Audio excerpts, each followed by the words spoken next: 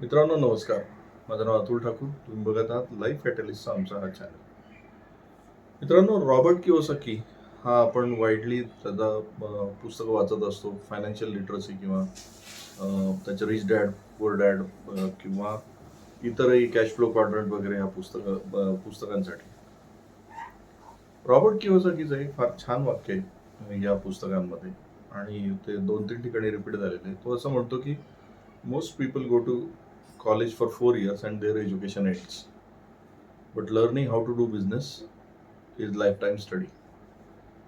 म्हणजे आपल्यापैकी बहुतेक जण कॉलेजमध्ये जातात 4 वर्ष 5 वर्ष आणि त्यांना असं वाटतं की आपलं आता एज्युकेशन संपलेलं आहे, आता मला कुठल्याही एज्युकेशनची गरज नाही.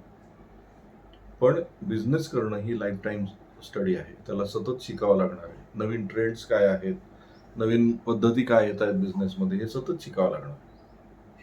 मित्रांनो, हा प्रॉब्लेम आम्हाला लाईफ कॅटलिस्टचे ज्यावेळेस आम्ही प्रोग्राम्स प्रमोट करत असतो त्यावेळेस बऱ्याच वेळा येतो. बऱ्याच जणांना, बऱ्याच उद्योजकांना असं वाटतं की माझं एज्युकेशन संपलेलं आहे, आता मला म्हणजे I have nothing to learn नाव. मला सगळं माहीत झालेलं आहे. मला व्यवसाय कसा करायचा हे माहीत झालेलं आहे. व्यवसाय कसा नाही कशामुळे होत नाही हे पण माहीत झालेलं आहे. पण प्रॉब्लेम हा आहे की एवढं सगळं माहिती असून सुद्धा बिझनेस का नाही होत, मग बिझनेस ग्रो का नाही होत? याचा अर्थ काहीतरी शिकायचं बाकी आहे.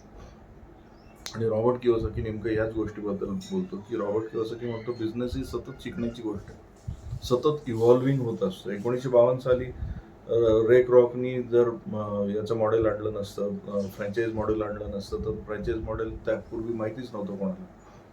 त्यानंतर आज जरी फ्रँचाईज मॉडेल असेल तर एव्हलेननी ज्यावेळेस चहासारखा बिझनेस फ्रँचाईजमध्ये आणला त्यावेळेस लोकांना कळालं, अरे हा बिझनेस पण चहासारखा 10 रुपयाचा कप या बिझनेसला सुद्धा फ्रँचाईज मॉडेलमध्ये आणता येतं. मग असंख्य चहाची दुकानं निघाली.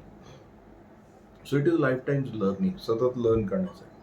याचा अर्थ त्याचा अभ्यास करून सगळ्यांनी ज्यांनी चहाचे बिझनेस काढले ते सक्सेसफुल झाले का? नाही. कारण त्यांनी फक्त कॉपी केली, अभ्यास नाही केला.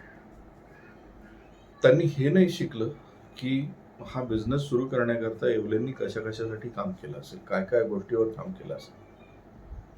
मित्रांनो, हा लाईफ टाईम स्टडी जो आहे हा सतत केला पाहिजे. म्हणजे आता जे फायनान्सचे सिनॅरिओ काय बदललेले आहेत, मार्केटिंगचे सिनॅरिओ काय बदललेले आहेत, सेल्सचे काय सिनॅरिओ बदललेले आहेत.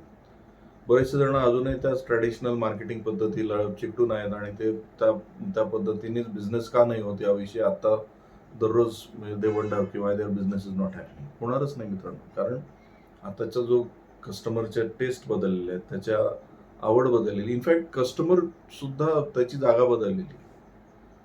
नाव you will not find customers hoardings बघणारा किंवा गर्दीच्या ठिकाणी. नाव गर्दी जी आहे ती सगळी सोशल मीडियावर आहे.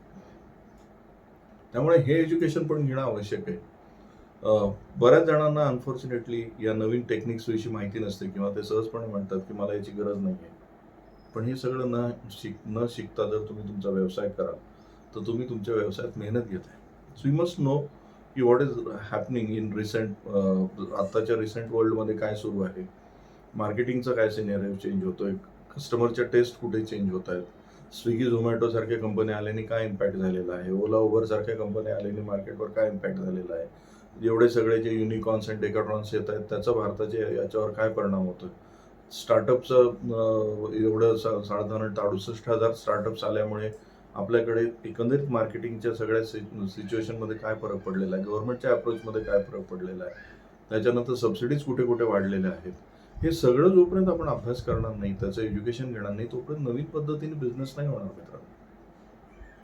त्यामुळे my invitation to you is don't assume that you are completely educated. Your education has come to end in business. तुम्हाला इनफॅक्ट सतत शिकायचं आहे, काही ना काहीतरी सतत शिकत राहायचं आहे. ते जर तुम्ही नाही कराल तर सध्याच्या बिझनेसमध्ये स्टार्टअप करणारे तुमच्या पुढे निघून जातील आणि जी जुने लोक आहेत कित्येक वर्षापासून बिझनेस करतायत ते त्या मानाने रखडत किंवा स्ट्रगलमध्ये राहतील. त्यामुळे तुमच्या व्यवसायासाठी तुम्हाला काय शिकणं बाकी आहे याचा थोडासा अभ्यास करा, त्याचा थोडासा एक लिस्ट बनवा आणि प्रत्येक महिन्यात प्रत्येक वर्षामध्ये मी काय एज्युकेट करत राहीन स्वतःला ह्याची एक लिस्ट बनवा.